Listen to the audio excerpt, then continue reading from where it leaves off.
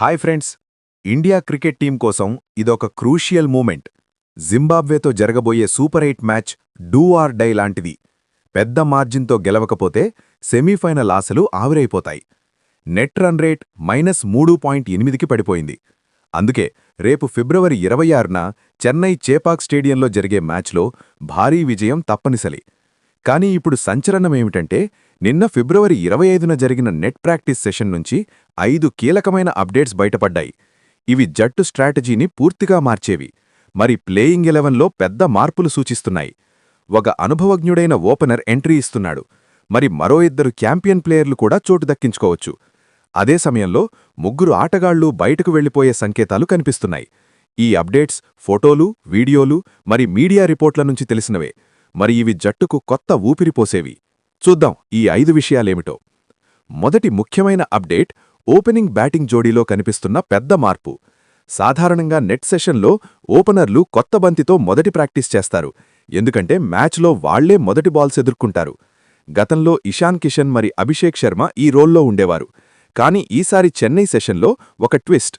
ఇషాన్ కిషన్తో పాటు సంజూ శాంసన్ కూడా కొత్త బంతితో ఓపెనింగ్ ప్రాక్టీస్ చేశాడు. ఇది కోచ్ గౌతమ్ గంభీర్ మరి కెప్టెన్ సూర్యకుమార్ యాదవ్ ఆలోచనగా కనిపిస్తోంది. అందుకే అభిషేక్ శర్మ స్థానంలో సంజూ శాంసన్ని ఓపెనర్గా తీసుకురావచ్చు. ఎందుకంటే అభిషేక్ ఈ టోర్నమెంట్లో 3 డక్స్ తీసుకొని దారుణమైన ఫామ్లో ఉన్నాడు. సంజూ శాంసన్ అనుభవజ్ఞుడు, మరి చేపాక్ పిచ్కు సరిపోతాడు. అందువల్ల ఈ మార్పు బ్యాటింగ్ లైనప్కు మరింత స్థిరత్వం ఇస్తుంది. ఇలాంటి మార్పు జట్టుకు ఎంత బూస్ట్ ఇస్తుందో ఊహించుకోండి.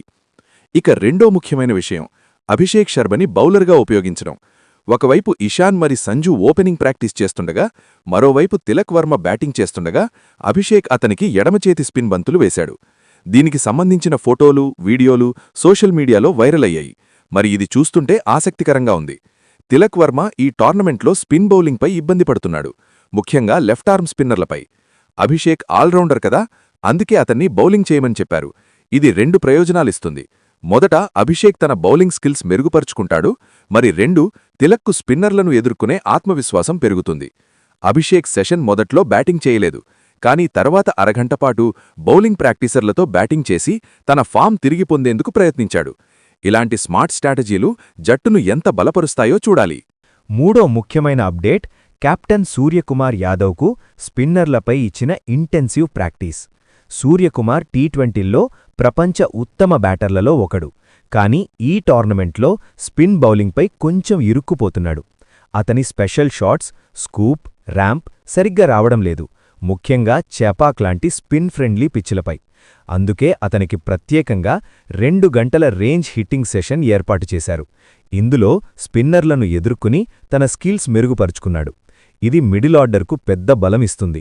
ఎందుకంటే సూర్య ఫామ్లో ఉంటే మ్యాచ్ని ఒంటరిగా మార్చేస్తాడు. ఇలాంటి ఫోకస్ చూస్తుంటే జట్టు ఎంత సీరియస్గా ప్రిపేర్ అవుతోందో అర్థమవుతోంది. నాలుగో ముఖ్యమైన విషయం star finisher Rinku Singh net ప్రాక్టీస్కు హాజరు కాకపోవడం. రింకు తన తండ్రి అనారోగ్యం కారణంగా ఫ్యామిలీ ఎమర్జెన్సీతో చెన్నై నుంచి హోంకి వెళ్లిపోయాడు. అందువల్ల రేపటి మ్యాచ్లో అతను ఆడే అవకాశం చాలా తక్కువ. రింకు వంటి ఎక్స్ప్లోజివ్ బ్యాటర్ మిస్ అవ్వడం జట్టుకు పెద్ద నష్టం. కానీ అతని స్థానంలో ఒక బౌలర్ లేదా ఆల్రౌండర్ ఎంట్రీ ఇవ్వవచ్చు. ఇది చూడ్డం ఆసక్తికరంగా ఉంటుంది. ఎందుకంటే రింకు లేకపోతే జట్టు ఫినిషింగ్ సామర్థ్యం ప్రభావితమవుతుంది. మనకు ఎమోషనల్గా కూడా బాధ కలిగించే విషయం ఇది. ఐదో ముఖ్యమైన అప్డేట్ చైనామ్యాన్ రిస్ట్ స్పిన్నర్ కుల్దీప్ యాదవ్కు ఇచ్చిన ఎక్స్టెన్సివ్ బౌలింగ్ ప్రాక్టీస్. అతను చాలా గంటలపాటు బంతులు వేసి తన వేరియేషన్స్ మెరుగుపరుచుకున్నాడు. మరి ఇది రింకు స్థానంలో కుల్దీప్ని తీసుకురావచ్చనే సూచన ఇస్తోంది. జింబాబ్వే జట్టుకు కుల్దీప్ లాంటి రిస్ట్ స్పిన్నర్ని ఎదుర్కొనే అనుభవం పెద్దగా లేదు.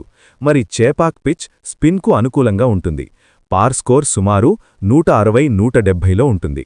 కుల్దీప్ తన 4 ఓవర్లలో మ్యాచ్ని మార్చేసే సామర్థ్యం ఉన్నవాడు. అందుకే అతన్ని ట్రంప్ కార్డుగా ఉపయోగించాలని మేనేజ్మెంట్ ప్లాన్ చేస్తున్నట్లు తెలుస్తోంది. ఇలాంటి బౌలర్లతో జింబాబ్వేపై పెద్ద విజయం సాధించడం సులభమవుతుంది. అదనంగా నెట్ సెషన్లో మరికొన్ని ఆసక్తికరమైన విషయాలు కనిపించాయి. ఉదాహరణకు ఇన్ఫామ్ ఆల్రౌండర్ శివం దూబే ఒక క్యాచ్ని పూర్తిగా మిస్జడ్జ్ చేశాడు. దీనికి సంబంధించిన వీడియో వైరల్ అయింది. ఇది చిన్న విషయమే, కానీ మ్యాచ్లో ఫీల్డింగ్ మెరుగుపరుచుకోవాలనే సూచన ఇస్తోంది. ఈ 5 ముఖ్యమైన విషయాలు నెట్ ప్రాక్టీస్ ఫోటోలు, వీడియోలు, మరి మీడియా రిపోర్టుల నుంచి తెలిసినవే. ఇలాంటి మార్పులు జరిగితే టీమిండియా ప్లేయింగ్ 11లో 3 మార్పులు వచ్చే అవకాశముంది. సంజూ శాంసన్ ఎంట్రీ, రింకు స్థానంలో లేదా ఓపెనర్గా, వాషింగ్టన్ సుందర్ బయటకు వెళ్లి అక్షర్ పటేల్ ఎంట్రీ, మరిన్ని స్పిన్ ఆప్షన్స్ కోసం. మరి రింకు బయటకు వెళ్లి కుల్దీప్ యాదవ్ ఎంట్రీ. ఇది చేపాక్ పిచ్ పరిస్థితులకు సరిపోతుంది, ఎందుకంటే ఇక్కడ స్పిన్నర్లు డామినేట్ చేస్తారు, మరి బ్యాటింగ్ డెప్త్ పెరుగుతుంది. ఇలా అయితే టీమిండియా ప్లేయింగ్ 11 ఇలా ఉండవచ్చు: ఇషాన్ కిషన్, సంజూ శాంసన్ లేదా అభిషేక్ శర్మలో ఒకరు ఓపెనర్లు, తిలక్ వర్మ, సూర్యకుమార్ యాదవ్ కెప్టెన్, అక్షర్ పటేల్, హార్దిక్ పాండ్యా, రింకు సింగ్ లేదా కుల్దీప్ యాదవ్లో ఒకరు, శివం దూబే, వరుణ్ చక్రవర్తి, అర్ష్దీప్ సింగ్, జస్ప్రీత్ బుమ్రా.